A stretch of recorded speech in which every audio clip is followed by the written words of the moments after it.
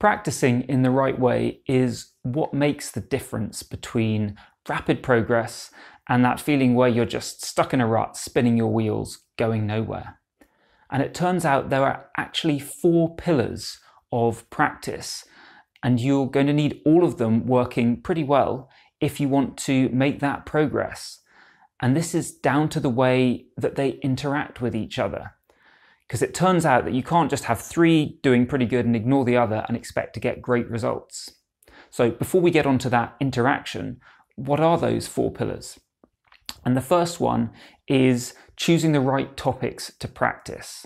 Because anything that you work on is going to change your playing in some way. But if you have a particular goal that you want to get to, and whether you've actually actively mapped this out for yourself, everyone has something that they want to achieve. Unless the topics that you're practicing are the right ones that are going to move you in that direction, you're just not going to make the progress that you want to do. And this is both, are they the right topics to take you in that direction? And also, are they the right ones for where you are on the path at the moment? Because if you're working on something that's totally relevant to where you're going, but it's way too far ahead of yourself, you're not going to make progress. Or if it's something you've already mastered, it's not going to take you any further down that road. So that's the first thing. Are you choosing the right topics to practice? The second thing is the time you spend practicing. Pretty obvious, but if you're not actually spending any time practicing, then you're not going to get any better. And there are little details and nuances around this as well. How much of the time what you are technically in the practice room practicing, in inverted commas, how much of that time is actual practice and how much of that is perhaps wasted. So that's the second thing.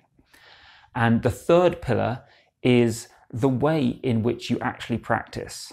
So are you getting things right, or are you being really sloppy about it? And there are other techniques for how you go about doing the repetitions, how many repetitions you do, how you switch between different exercises, how long you stick with an exercise for. So all those things of how you're actually practicing, the mechanics of the practice session. And the fourth one, it's a bit related to that, but it is how focused you are when you are practicing. Because let's face it, it's not just a case of if you go through the motions not paying any attention, you're going to get the same results that you are if you're really focused and concentrating on it. So those are your 4 pillars. The topics you choose to practice, the time you put in on them, the techniques, the practice techniques with which you work on them, and the focus that you bring in those practice sessions. And here's where it gets really interesting, because it can seem like, well, you've got those 4 things and they just add up. If I'm doing really well at 3 of them and I'm not doing so well at the 4th one, well, I'm 3/4 of the way there. I could be doing a bit better, but I'm still getting some results from my progress. But those 4 pillars actually are not additive. You don't just add the results of them one to the other. They're multiplicative. So you've got to multiply all the results. And this means that if any one of them is really poor, if any one of them is near 0 on a scale of 0 to 10, how effective they are, it drags all the others down. So let's look at exactly why that happens. So the topics that you practice. As we've said, you've got to be practicing the right topics if you want to get where you're going. And it doesn't matter how much time you put in, whether you're practicing with the perfect practice strategies and whether you're completely focused while you're doing it.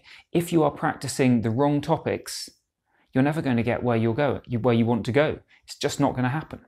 So time as well, this one's a little bit obvious, this is probably the first one that comes to mind, but you could be practicing the perfect topics, you could be using the perfect strategies, you could be totally focused while you're doing it, but if you don't actually do it, if you don't have any time practicing it, that all counts for nothing, you're going to get nowhere. So the practice strategies, how you practice again. If you are getting it wrong, if you are going in there, you're working on this little thing, it's the right thing to work on, and you're constantly doing it incorrectly, you're making mistakes, that's never going to get you playing it right. You can play it wrong thousands, millions of times, and that's not going to help you get it right. You've got to have that correct way of practicing it when you're working on it. So if you're putting in all the repetitions all the time, if you're totally focused on what you're doing, if you're picking the right things to work on, but that thing you're focused on is the wrong practice technique, or you're getting it wrong, or whatever that is, you're going to get nowhere. And finally, this focus. It seems like, well, if you've picked the right things to do, you're doing them for enough time, and you're practicing in the right way, well, then you can't fail to succeed, if that makes sense. You can't fail to make progress. But focus is so important. You're not going to learn anything if you're not actually paying attention to it. It's that feedback loop of seeing what you're doing and going round and round that drives that into your brain, so that you're making progress with it. So you can be doing the exact right topic to work on. You can be putting in loads of time on it. You could be technically using all the right practice strategies. And if you're just not paying attention, your mind is off elsewhere thinking about other things, you're still not going to make any progress. So that's why these 4 pillars of practice are really important, because it's not enough to be doing pretty well on 2 or 3 of them. You've got to have all 4 working together. And that doesn't necessarily mean that you have to be perfect on all 4 of them. Don't wait to be perfect to do stuff. Don't stress about not being perfect. But what it does mean is, if you notice that you're not doing so well in any one of those practice pillars, then that is the thing that you need to fix first to improve your practice, rather than concentrating on any other things. If one of them is at a really low level, remember, it's dragging the others down. So even though it might be the easy thing to do, though it might be the fun thing to do, don't just say, well, I'm going to get better at those 3 ones that are already pretty good. That's going to give you almost no return on the time, and the effort that you put in. The thing that's going to give you that real progress and get your practice really working is saying, well, which of these is the weak link for me at the moment, and let's fix that. So that's the bad news, that you cannot afford to ignore any one of these pillars, because if any one of them is really weak, then you're totally wasting your practice time, and you might as well not bother doing it, almost. But the flip side of this is actually really good news when you think about it, because it means that there is huge potential for improvement. Because I know very few musicians who are really solid on all 4 of these pillars.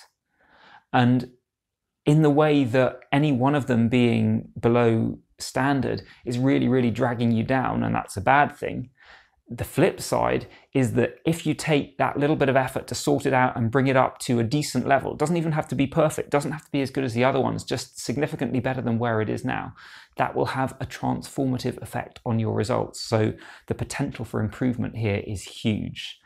And so I hope you can see that and get enthusiastic about it, and just take the time to think, well, which of these pillars are letting me down, and what can I do to sort that out? Now, I definitely recommend checking out my video on how to plan your practice the right way next. And if you'd like the special practice and performance tips that I only share with subscribers, then head on over to playinthezone.com and sign up for the emails. They're free. I've been Morley-Fletcher. Thanks so much for watching. Take care, and I'll see you in the next video.